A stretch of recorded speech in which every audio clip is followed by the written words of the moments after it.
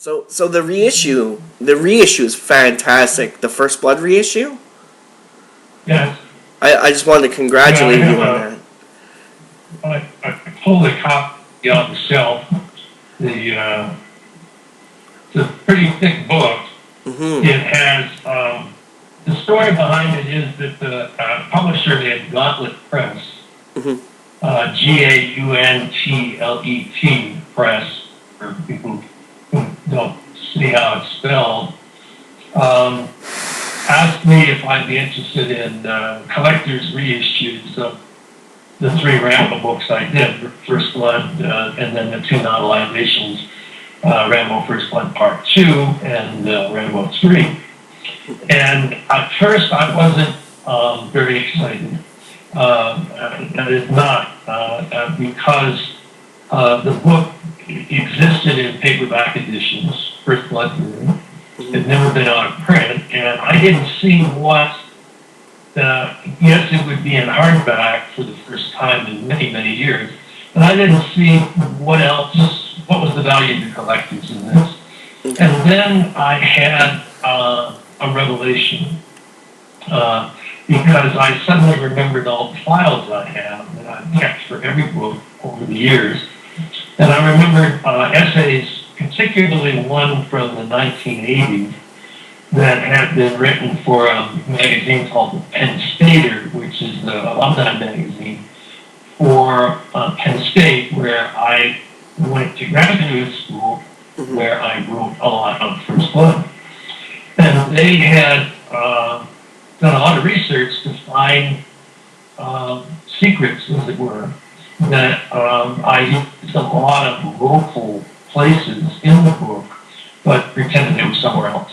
Mm-hmm. And so the essay is called Rambo at Penn State, and it had it's just a wealth of background information. And then I thought, well, I have other essays that I know of like that, so I gathered them all together, and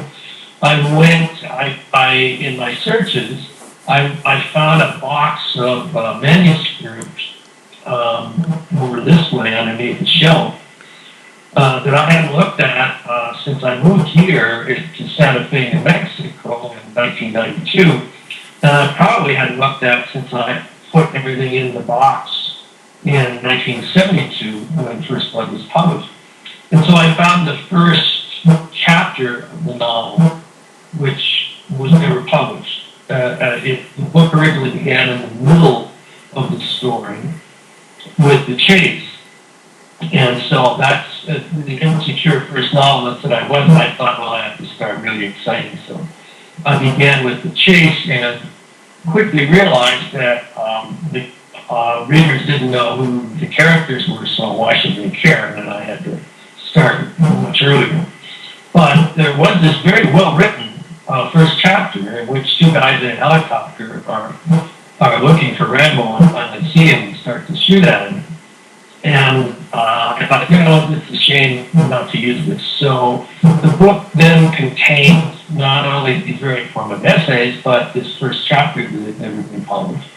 And then we had photos of the editions that I particularly liked, the covers that I thought were the best. And on, when we were done, it was and photographs that I had taken too that survived from 1968 when I started the book and was doing photographs of locations that I wanted to use, particularly the police station in the town near Penn State. So anyway, it was, once I got the idea, I got really excited. I thought, this is archival.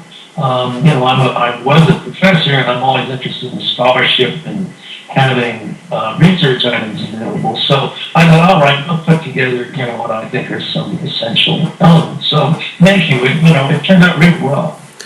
Yeah, amazing. Like when I got that in the mail, I just chopped through those last 100 pages. Like all that stuff that's in there is great. Did you get there are 2 editions? These are pricey books we grant, but it's a small publisher. There's no major publisher that would have released this at this point in the way publishing works now. Mm-hmm. So it was a small publisher, and so they had to put a price on it that would allow them to make a profit, given that they were printing only 500 copies. And then, as you know, I think you know, there was a further edition of 52 copies that were kind of deluxe, and that's the one that had the photographs in and all that. But you know, and that was more expensive, as you're aware. Which did you get? I got the lettered edition in the case, the tray case and all that. Yeah, that was phenomenal. That was phenomenal. You know, if I had my brothers, I would have had only the one edition, and you know, it would have been more expensive, but people could have had access to it. But it wasn't my decisions about how to release it. But in either version, it's still pretty impressive. Oh, it was amazing. It was well worth the price. It was like the holy grail, especially to go over that gorilla chapter.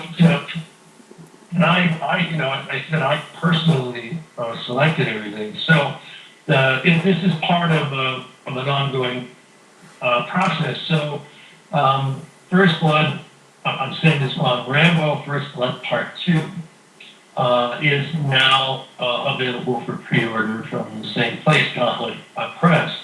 And once again, I thought, well, if let's see what I have in the files.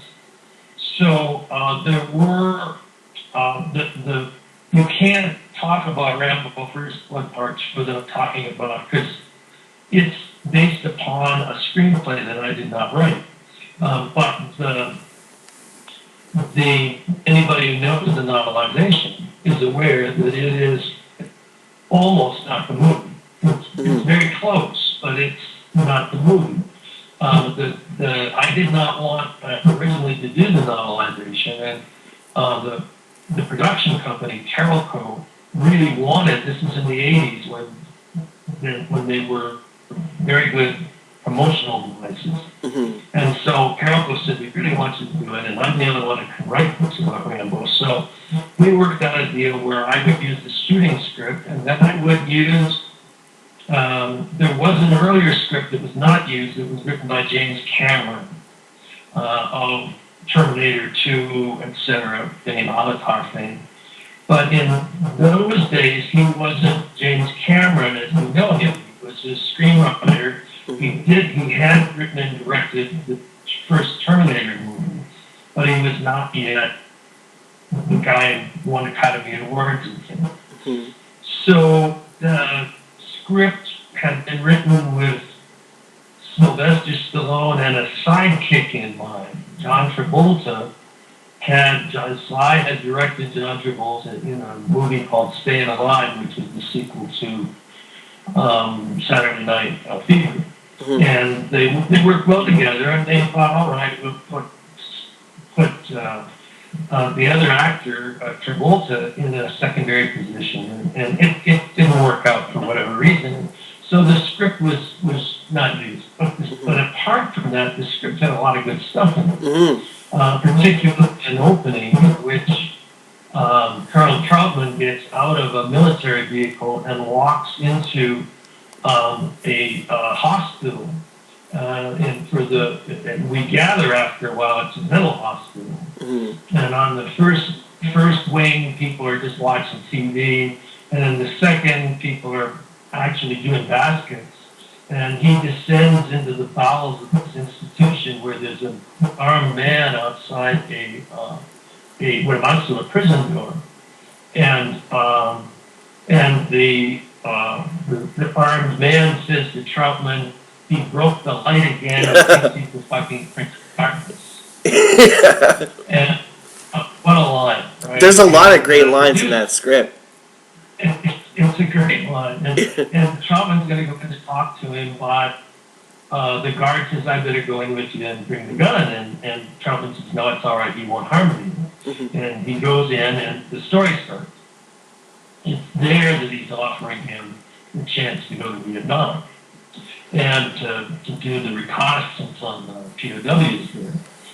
So the producers told me that they felt it would be a tactical mistake to begin the film that way because it made Rambo sound crazy. And so the script, except for the plot, was discarded. But the shooting script that I received was very thin. It was 86 pages. And it had lines like, Rambo jumps up and shoots this guy, Rambo jumps up and shoots that guy. And I said, well, I can't do anything with this.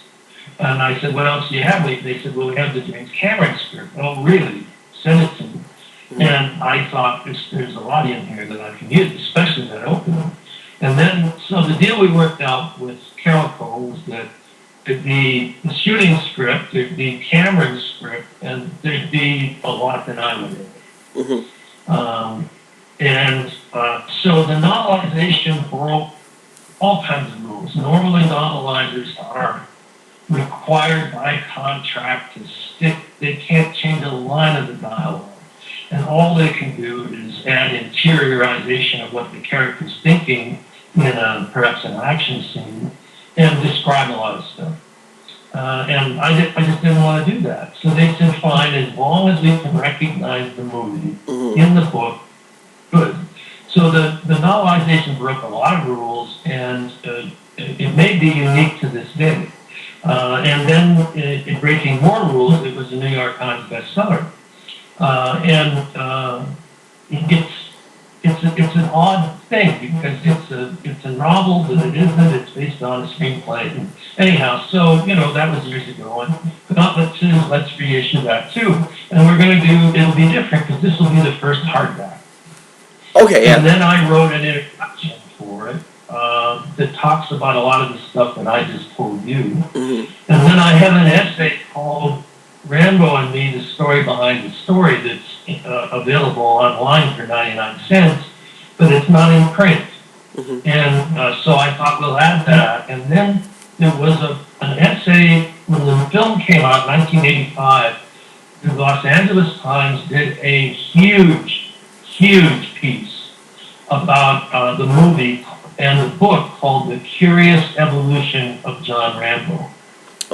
In which they talked about, there were 26 scripts, there were 5 studios, people like Paul Newman. Paul Newman was at one time being approached to play police chief with Martin Ritt directing. Steve McQueen at one time was going to be Rambo with Sidney Pollack directing. And for various reasons, these films didn't reach the screen. And the reporter for the LA Times, which is a show business town, did this massive essay talking about all of the iterations for this curious evolution thing. And so I got the press about it, and got the press paid the LA Times a fee to reprint it.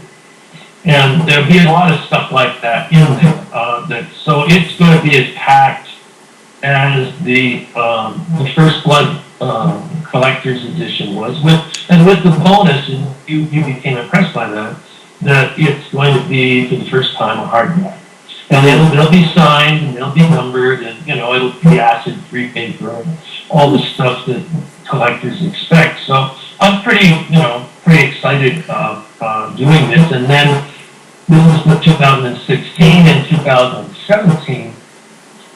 There'll be a similar edition for Rambo 3, and that'll have unpublished stuff in it. I found a chapter that wasn't used in the book. Oh, excellent! And and there'll be another essay, this time from Entertainment Weekly, nice. About what happened to Carol Pictures and why they don't exist anymore, things like that. So I'm pretty, the whole thing is a really exciting project. Yeah, I got letter O. My First Blood is letter O, so I guess that's like the 15th print or something like that. Sorry?